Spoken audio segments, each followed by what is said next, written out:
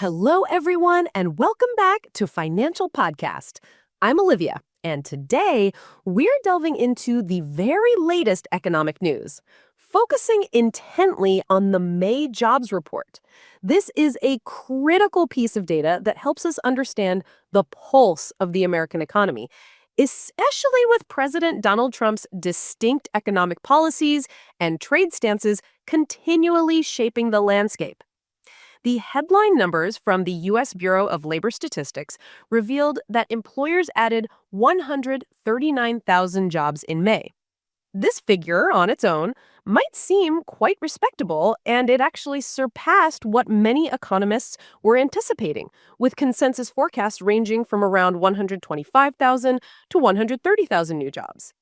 The immediate market reaction was positive, with major stock indices like the S&P 500, the Dow Jones Industrial Average, and the Nasdaq Composite all climbing on the news, suggesting that investors initially breathed a sigh of relief.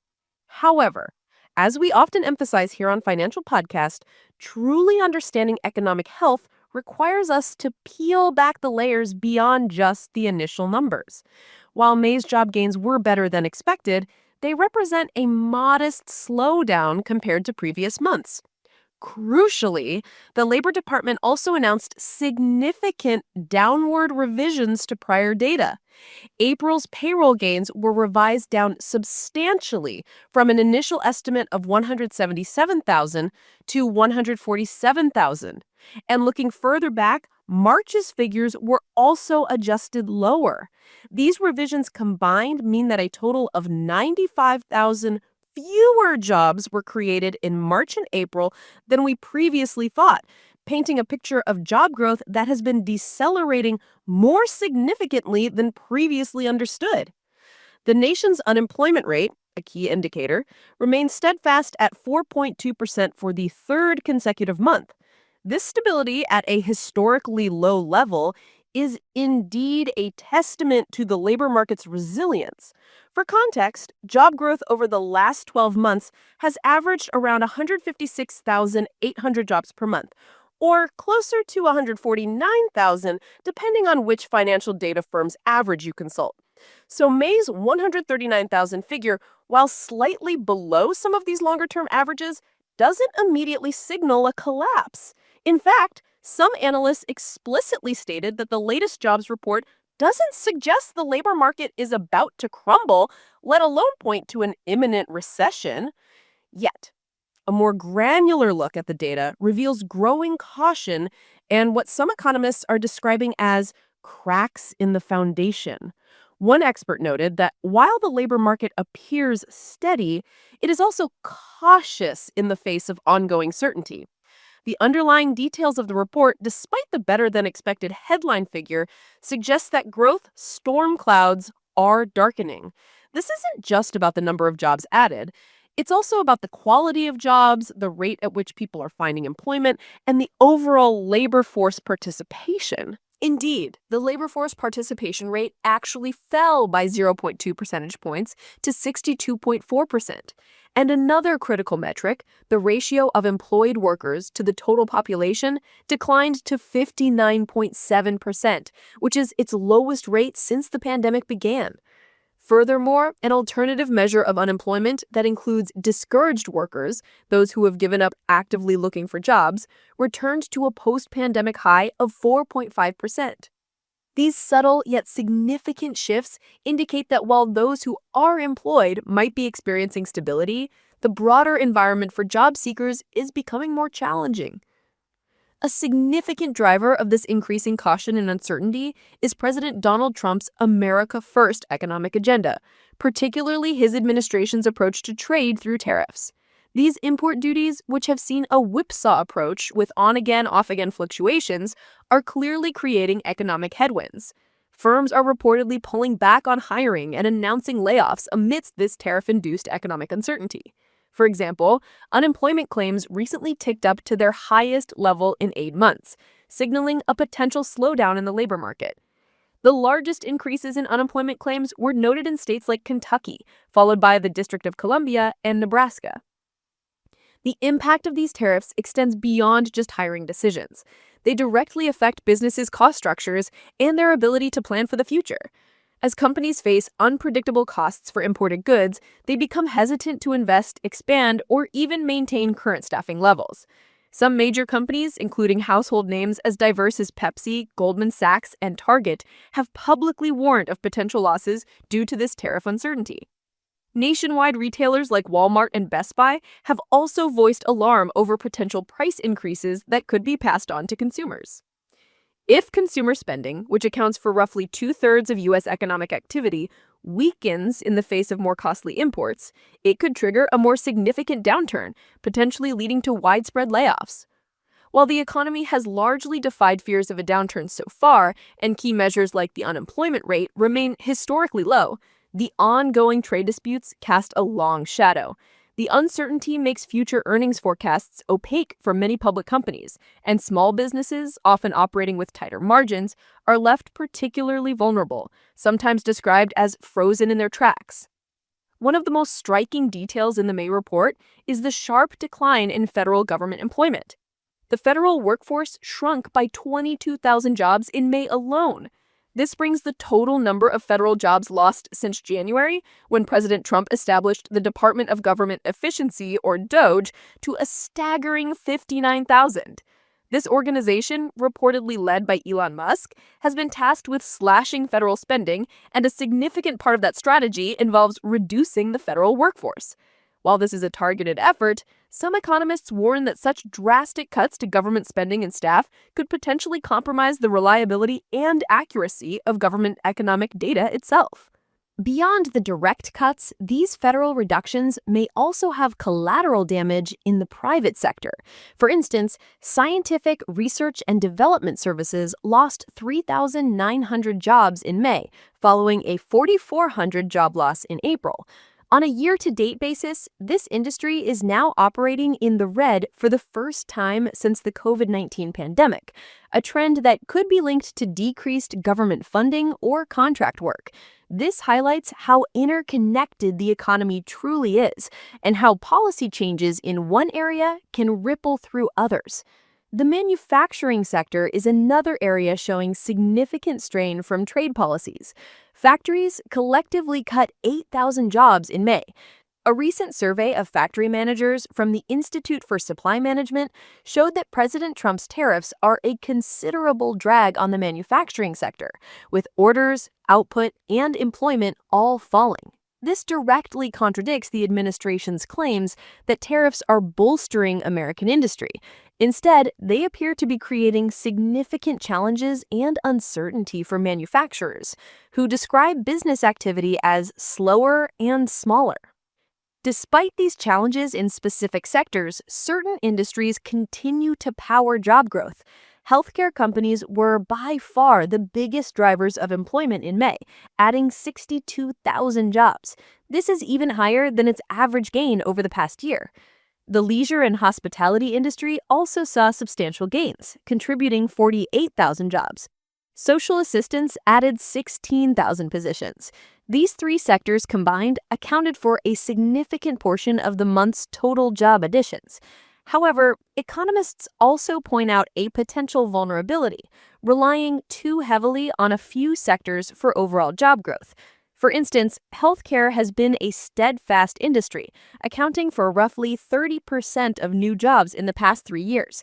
But there are concerns that federal funding cuts to healthcare, such as potential reductions to Medicaid spending under the Trump administration's proposed Big Beautiful Bill, could severely limit its future growth, effectively killing the golden goose.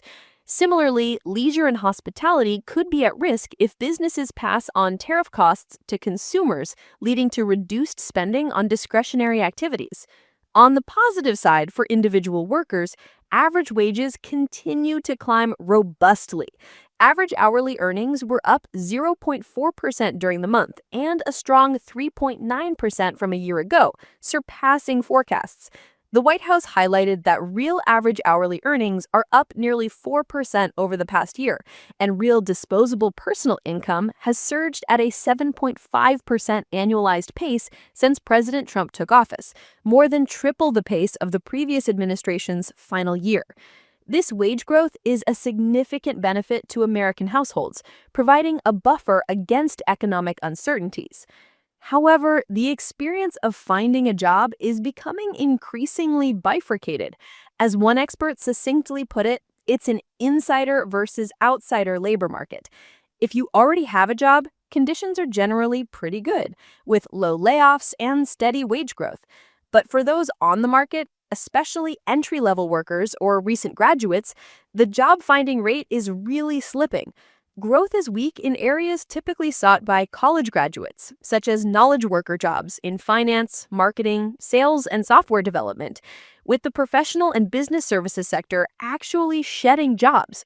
This situation creates a collision course where educated young people struggle to find desired jobs, while blue-collar positions might remain hard to fill. The broader economic assessment by the Federal Reserve in a recent report indicated that the U.S. economy has contracted over the last 6 weeks, characterized by declining business growth, higher prices, and slower hiring. This report cited elevated levels of economic and policy uncertainty that have led to hesitancy and a cautious approach to both business and household decisions. While most indicators still suggest that the economy is some distance from a recession, anxiety among consumers and business leaders is undeniably high as they anticipate the ultimate impact of tariffs on business activity and inflation. Now, let's turn our attention to the Federal Reserve and its implications. The solid job gains and steady unemployment rate are generally seen as factors that will keep the central bank on the sidelines for at least the next few months. This means that the central bank is unlikely to consider cutting interest rates at its upcoming meeting in mid-June. Fed Chair Jerome Powell and other policymakers have explicitly voiced concerns that President Trump's tariffs could push up inflation later this year, and their mandate would be to counter such inflationary pressures, potentially even by raising interest rates, not lowering them. This creates a direct clash with President Trump's public demands. Just days before this jobs report, President Trump once again blasted Chairman Powell as unbelievable and a disaster for delaying interest rate cuts, which Trump believes are choking economic growth. He has famously nicknamed Powell too late and explicitly called for the Fed to lower the rate, even suggesting a full point rocket fuel reduction. However, market participants remain largely downbeat about the chances of an interest rate cut this summer, with the odds of a July cut falling significantly after this report. Despite the current Fed stance, some economists still anticipate a softening in the labor market during the second half of 2025. They believe that as tariffs and other policy measures continue to weigh more heavily on the economy, the Federal Reserve might then be compelled to start cutting rates, possibly as early as September. This nuanced view suggests that while the labor market is currently good enough to keep the Fed on hold, it might not remain so indefinitely, and a shift in policy could become necessary later in the year. The upcoming inflation data, including the Consumer Price Index and Producer Price Index, will be critical in informing the Fed's future decisions. It's also important to note the differing signals within the jobs report itself. The Bureau of Labor Statistics compiles its monthly snapshot from two surveys: the Establishment Survey, which generates the headline payroll gains, and the Household Survey, which provides the unemployment rate and demographic data. While the Household Survey tends to be more volatile, its May readings rang more alarm bells than usual. It indicated that more workers left the labor market and that the labor force losses were broad-based, with concentrations among women over 55 and prime working-aged men. It also suggested that more people who were not working were instead in school or training, a phenomenon that often occurs when the labor market weakens. In essence, while the U.S. economy added a better-than-expected number of jobs in May and maintained a low unemployment rate, the overall picture is far from a simple boom. The significant downward revisions to prior months' data, coupled with growing signs of caution from businesses, the specific challenges posed by President Trump's tariff policies, and the substantial cuts in federal government employment, all suggest a labor market that is steady but cautious, in potentially straining against headwinds. The resilience of the job market, largely driven by healthcare and leisure and hospitality, is undeniable, but so are the concerns about a potential slowdown and the increasing difficulty for some segments of the workforce to find jobs. The coming months will be crucial. We'll be watching how the trade policies evolve, how inflation responds, and what decisions the Federal Reserve ultimately makes regarding interest rates. These factors will collectively determine the trajectory of the U.S. economy for the remainder of 2025 and into 2026. Understanding these dynamics is key to making informed financial decisions in this ever-evolving economic landscape. Thank you for joining me today on Financial Podcast. I hope this detailed analysis has provided you with a comprehensive understanding of the latest jobs report and its intricate implications. Your insights are invaluable to this community. Until our next session, remember to stay vigilant, stay informed, and navigate your financial journey wisely. Take care, everyone.